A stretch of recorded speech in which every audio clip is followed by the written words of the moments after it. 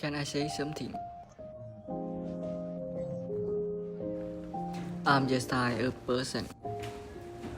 If you ask me a question and I don't know your question, I'm gonna tell you that I don't know. But I bet you what? I know how to find the answer, and I will try to answer. Is that fair or not?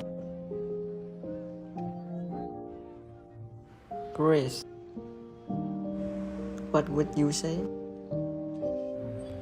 If a guy works in for an interviewer without a shirt on, and I hire him, what would you say?